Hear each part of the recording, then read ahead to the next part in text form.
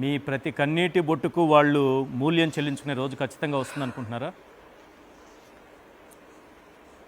ఖచ్చితంగా వస్తుంది సార్. ఇది మీ ఆత్మస్థైర్యాన్ని దెబ్బతీస్తోందా? మరింత విజయమ్మ గారి సూట్ కేసు రోడ్డు మీద పడేసి బట్టలన్నీ చిల్లాడేసి ఆ రోజు విజయమ్మని నడి రోడ్లో అవమానించినారు, మీరు చూశారు. అవును.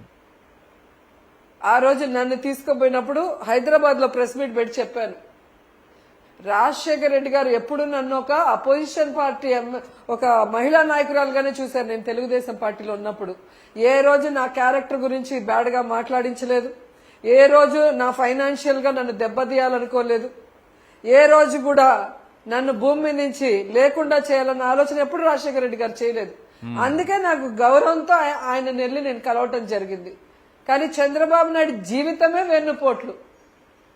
వాళ్ళ మామకి వెన్నుపోటు పొడుస్తాడు, ఓట్లేసిన ప్రజలకు వెన్నుపోటు పొడుస్తాడు, ఆయన కోసం 10 ఏళ్లు పనిచేసిన మాకు వెన్నుపోటు పొడిచాడు. ఆయనకు వెన్నుపోటు పొడవటమే ఆయన జీవితం మొత్తం చేస్తున్నాడు. ఆయనకి ఇంక దేవుడే బుద్ధి చెప్పాలి. ఇదంతా చంద్రబాబు నాయుడు గారికి లోకేష్కి తెలిసే జరుగుతుందా వీళ్ళు మాట్లాడే మాటలన్నీ, లేకపోతే వ్యక్తిగతంగా వాళ్ళు ఏదో స్థానికంగా అలా మాట్లాడేస్తున్నారు అనుకోవాలా?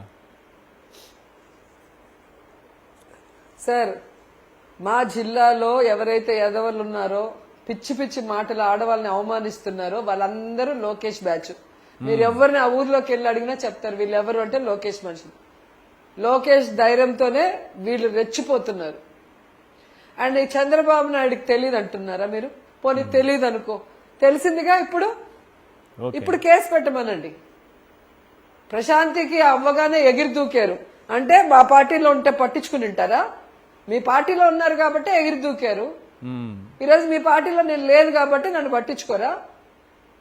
ఆయన అన్న మాటలకు అర్థాలు తెలుసా? ఇదే మాటలు మీ వాళ్ళని అడిగితే మీ ఇంట్లో వాళ్ళని మీరు ఊరికే ఉంటారా? పార్టీ నుంచి సస్పెండ్ చేయరా? కేసులు పెట్టి లోపల పెట్టరా?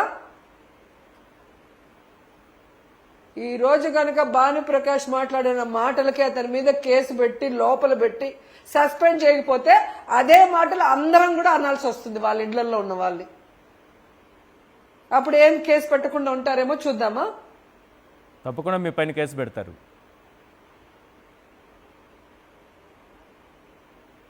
ఇప్పుడు పెట్టకుండా ఉంటే అప్పుడు ఎలా పెడతారో నేను చూస్తా. 2 వీడియోలు సీడీలు నేను కోర్టుకి ప్రెజెంట్ చేస్తా, సుప్రీంకోర్టు వరకు వెళ్తా. ఒక మహిళ హోంమంత్రిగా ఉన్నటువంటి రాష్ట్రంలో ఇంకో మహిళ మాజీ మంత్రి కన్నీళ్లు పెట్టుకోవలసినటువంటి దుస్థితి ఎందుకు వచ్చింది? న్యాయం జరగదా మహిళ హోంమంత్రిగా ఉన్న ఈ రాష్ట్రంలో?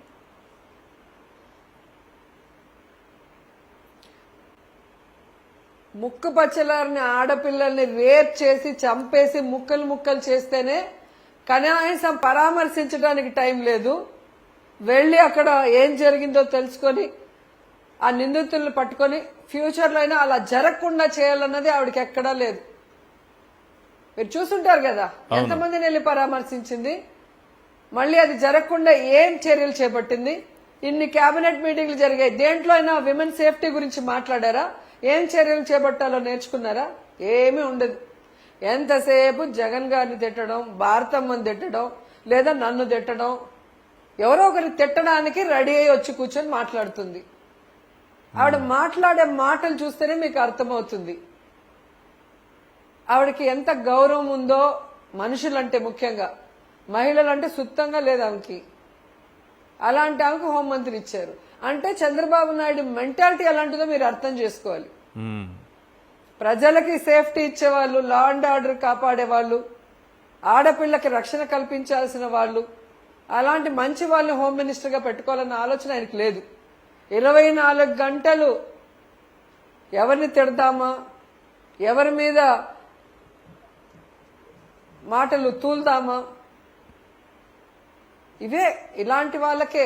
మీరు చూడండి, స్పీకర్ గారు కానివ్వండి, హోంమంత్రి గారు కానివ్వండి, ఎడ్యుకేషన్ మినిస్టర్ గారు కానివ్వండి, ఇలా ఎవరిని చూసుకున్నా అచ్చెన్నాయుడు గారు బూటకాలతో లేడింతనిన ఆవిడకేమో వ్యవసాయ శాఖ మంత్రి. ఎవరు ఆడవాళ్ళని అవమానిస్తారు, ఎవరు క్యారెక్టర్ల గురించి మాట్లాడతారు. ఒక సామెత ఉంటుంది, పెద్దవాళ్ళు చెప్తారు, పచ్చ కామర్లు ఉన్నవాడికి లోకమంతా పచ్చగా ఉంటుందని. సో ఇలా పచ్చిగా మాట్లాడుతున్నారు కదా తెలుగుదేశం పార్టీ వాళ్ళు. సో వాళ్ళు అలాంటి వాళ్ళు కాబట్టే వాళ్ళకి అందరూ అలా కనిపిస్తున్నారేమో అని అనిపిస్తుంది పాత వాళ్ళ సామెత చూస్తుంటే.